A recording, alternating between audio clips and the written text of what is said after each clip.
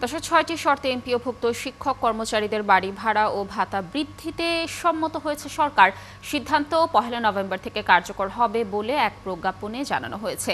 প্রজ্ঞাপন জারির পর শিক্ষকদের সাথে প্রতারণা করেছে অন্তর্বর্তী সরকার। ২০% বাড়ি ভাড়ার দাবি না মানা পর্যন্ত আন্দোলন চালিয়ে যাওয়ার ঘোষণা এমপিওভুক্ত শিক্ষক কর্মচারীদের। দর্শক, আমাদের সহকর্মী ভাস্কর ভাদুরী যুক্ত হচ্ছেন আমাদের সাথে, তার কাছ থেকে আমরা তথ্য জানার চেষ্টা করব এই বিষয়ে। ভাস্কর, আন্দোলনরত শিক্ষকরা কি বলছেন এই বিষয় নিয়ে এবং তাদের নতুন কোনো কর্মসূচির কোনো তথ্য তারা দিয়েছে কিনা জানাবেন আমাদের বিস্তারিত। এবং তার আশেপাশে এলাকায় অন্ততপক্ষে ২০,০০০-এরও বেশি কিন্তু শিক্ষকরা অপেক্ষা করছেন এবং তারা কিছুক্ষণ আগে তাদের সাথে যখন কথা বলছি তারা কিন্তু আমাদেরকে জানিয়েছেন সরকারের নতুন যে প্রজ্ঞাপন সেই প্রজ্ঞাপন তারা ঘৃণা ভরে প্রত্যাখ্যান করছে। তার মূল কারণ হচ্ছে যেহেতু যেখানে তারা ২০% বাড়ি ভাড়া চেয়েছিলেন সেখানে তাদেরকে মাত্র ৫% বাড়ি ভাড়া দিয়ে এক ধরনের প্রতারণা করা হচ্ছে, এমনটি কিন্তু দাবি করছেন আন্দোলনকারী শিক্ষকরা।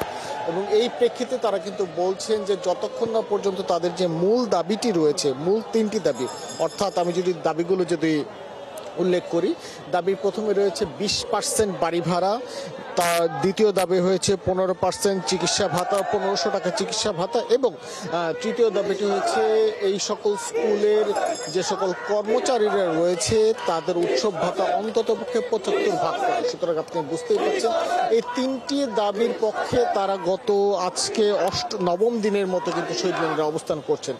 আমরা শিক্ষক নেতাদের সাথে কথা বলছিলাম, শিক্ষক নেতারা কিন্তু আমাদেরকে বলেছেন যে সেই সেপ্টেম্বর মাস থেকে তারা আলটিমেটাম দিয়ে আসছেন এবং শিক্ষা উপদেষ্টা কিন্তু তাদের সাথে বিভিন্ন সময় বসেছেন। শিক্ষা মন্ত্রণালয়ের সংশ্লিষ্ট যে সকল কর্মকর্তারা রয়েছেন তারা তাদের সাথে বসেছেন, কিন্তু তার সব ধরনের বৈঠক এবং মত বিনিময় হওয়ার পরও কিন্তু মূল যে দাবি সে দাবির পক্ষে কিন্তু কোনো কিছুই আগায়নি। এবং সবশেষ যে প্রজ্ঞাপনটি দেওয়া হলো সেই প্রজ্ঞাপনটির ফলে তাদের বেঁচে থাকা যে অসম্ভব বিষয় সেটা কিন্তু তারা বিভিন্নভাবে তুলে ধরার চেষ্টা করছে।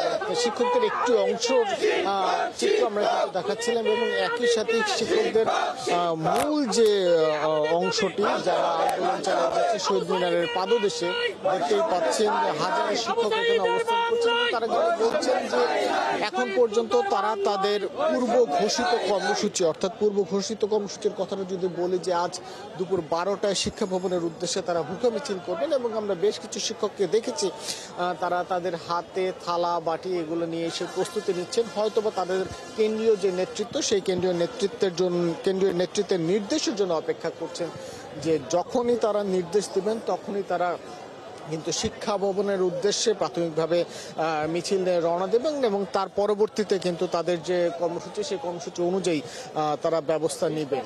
বিভিন্ন ধরনের শিক্ষকদের সঙ্গে যখন কথা বলছিলেন তারা কিন্তু বলছেন যে কোনোভাবেই ২০% বাড়ি ভাড়ার নিচে তারা তাদের আন্দোলন থেকে কিন্তু দমে যাবেন না এবং তারা আশাবাদী হয়তোবা আন্দোলন আরো জোরদার করে সরকার সংশ্লিষ্ট যারা রয়েছে তারা তাদের দাবি মেনে নেবেন এবং তারা বলছেন যে একটি পক্ষ আগামী নির্বাচনকে বাধাগ্রস্ত